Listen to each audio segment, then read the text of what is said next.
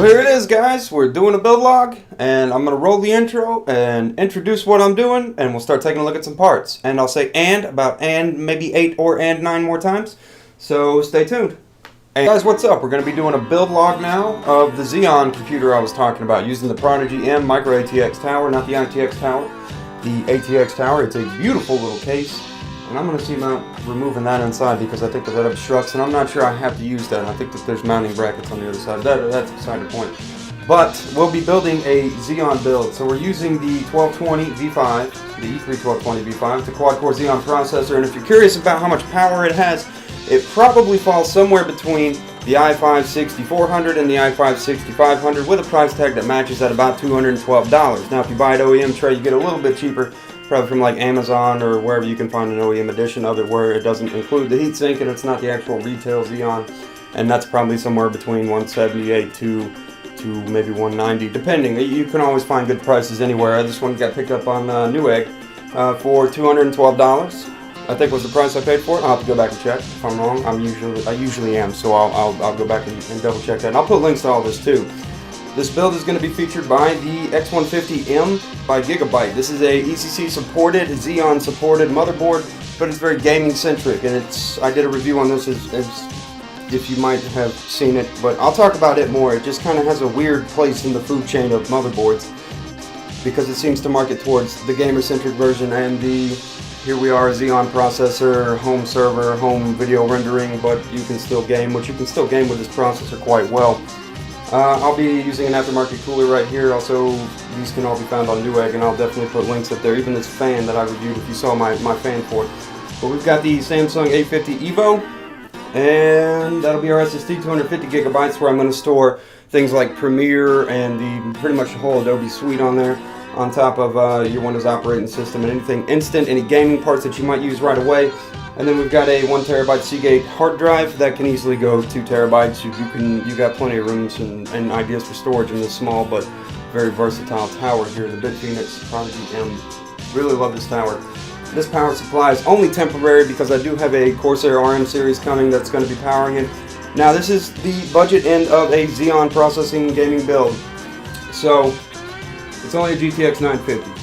Sorry to let you down, it's only a GTX 950, but once again you can easily take that up over time because the thing about us budget people is we can build what we can build now and we can upgrade later. You can always sell up. So if you start with a GTX 950, I still think it's important to have your GPU, doesn't matter if you're running Xeon or not, because rendering programs are always going to be GPU dependent.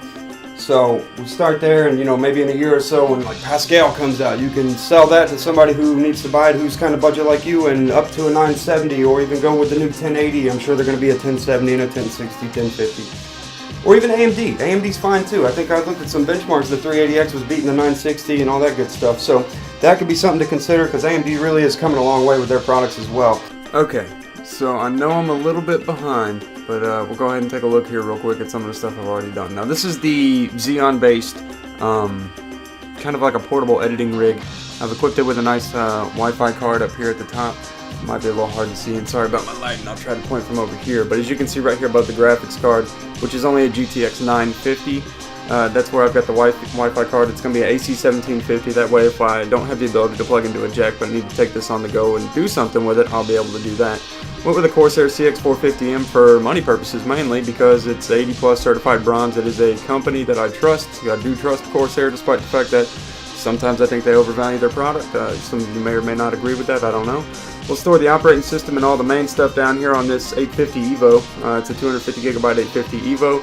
This is our 1 terabyte main storage drive, which we can expand this stuff later. I took out the optional bracket right here where you can add a lot more storage because I didn't want this obstructing the view. Now I'm going to say this Prodigy M tower is a pain in the butt to cable manage. So keep in mind, this is a pain in the butt to cable manage. I did not enjoy working with it at all, and hopefully I got it looking as good as I can for now. By doing this, I pretty much was able to stash most of the excess behind the semi-modular power supply here. So it also helps to have a semi-modular or fully modular power supply so that you're not worrying about too many cords. Cords you're not using, Molex cords for instance, which I don't think I used any of in here. No, I didn't.